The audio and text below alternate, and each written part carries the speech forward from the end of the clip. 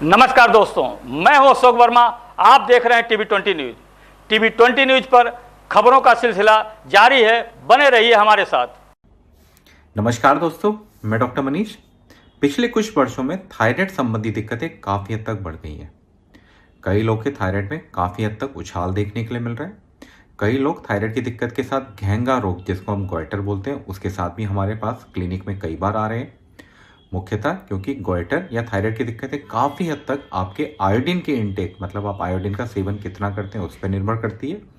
Iodine का एकमात्र जो सोर्स है वो सिर्फ और सिर्फ सफ़ेद नमक या वाइट नमक में ही मिलता है। हालिया कुछ वर्षों में ये भी देखा गया है कि हिमालयन सॉल्ट, पिंक सॉल्ट या सेंधा नमक का उपयोग काफ़ी हद तक बढ़ गया है, जिसमें आयोडीन की भरपूर मात्रा नहीं उपलब्ध होती है। अगर किसी व्यक्ति से या किसी पेशेंट से जब भी हम पूछने की कोशिश करते हैं कि उसने आयोडीन नमक क्यों छोड़ दिया और सेंधा नमक का क्यों उपयोग कर रहा है, तो उसका मुख्यतः कारण जो हमें देखने के लिए या समझने के लिए मिलता है कि सेंधा नमक का बहुत अच्छा असर आता है ब्लड प्रेशर पे। इससे ब्लड प्रेशर में होने वाली वृद्धि या उछाल काफ़ी हद तक कम देखने के लिए मिलता है। तो आज हम इसी चर्चा की बात करें, क्या सेंधा नमक खाने से ब्लड प्रेशर की संभावनाएं काफ़ी हद तक कम हो जाती हैं। बात करें इस भ्रांति की, तो ये भ्रांति एकदम गलत है। मूलतः ब्लड प्रेशर एक ही चीज़ पर निर्भर करता है कि आप अपने नमक में सोडियम की मात्रा कितनी है। और जैसे ही हम कंपेयर करते हैं आयोडीन वाले सॉल्ट को और पिंक सॉल्ट को, लगभग सोडियम की मात्रा लगभग एक बराबर ही है। बहुत ज़्यादा अंतर दोनों में नहीं है।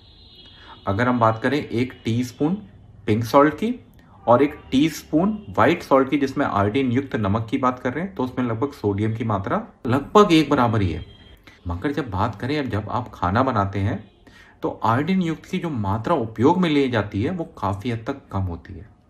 और जैसे सेंधा नमक का उपयोग करेंगे तो उसकी मात्रा काफ़ी ज़्यादा लगती है, तो उससे होने वाला ब्लड प्रेशर का उछाल काफ़ी हद तक बढ़ सकता है।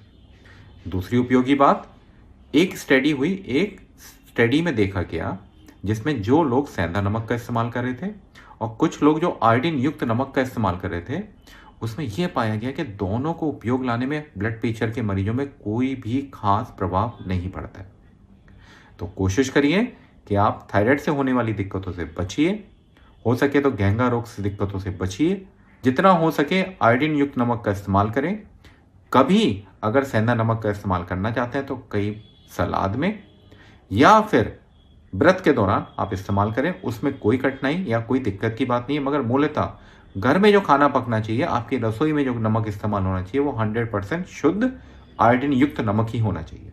बहुत बहुत धन्यवाद।